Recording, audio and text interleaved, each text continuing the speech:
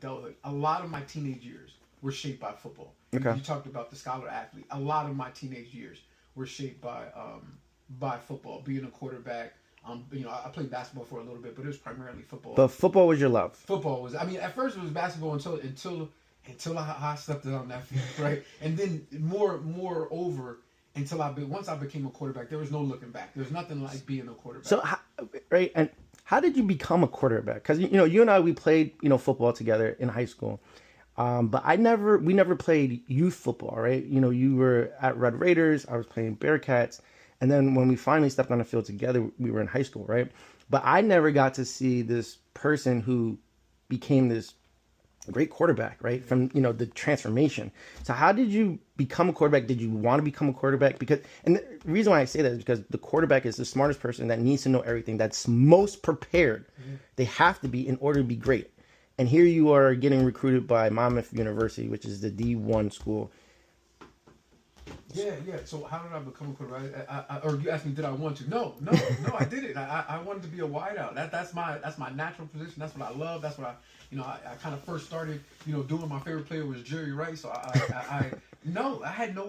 that was none of in my wildest dreams, my first 3 or 4 years playing football, that I ever think that I would be a quarterback, or that I even thought that I had the chops to do it, both the arm, the smarts, and this and that. But I think the reason why they told me to do it is because they thought I was smart. I'm gonna be clear. I don't think that I'm smart, but I think that because I went to Catholic school, they kind of thought like, oh man, he's probably smarter than the rest of the of the guys. So there's one thing being smart, right? And there's one thing actually, being an athlete and making the throws, right? Obviously you have to be smart in making reads. You have to, do all these things, but you also have to be good. Like, you know what I mean? Like, you can be smart and be ass. Yeah, that's a good point. I mean, listen, that comes down to what you mentioned in terms of preparation. So I didn't grow up necessarily playing football. I was a basketball player. Our whole family, we'd be in the backyard doing dream team, doing crazy passes and stuff. Like, you just kind of fall in love, with it. There's something about football because of the physicality of it that sets it apart. But no, just the work. I had to really. I started from zero, like in terms of like. But they asked me to do it, or they told me to do it because they thought maybe I was smarter than the average.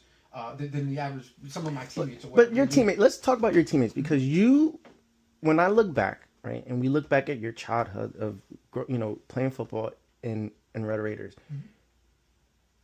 there were a bunch of athletes. Crazy athletes that should have went D1, definitely. That possibly could have been on the borderline, pro. Like, how do you thrive in an environment of super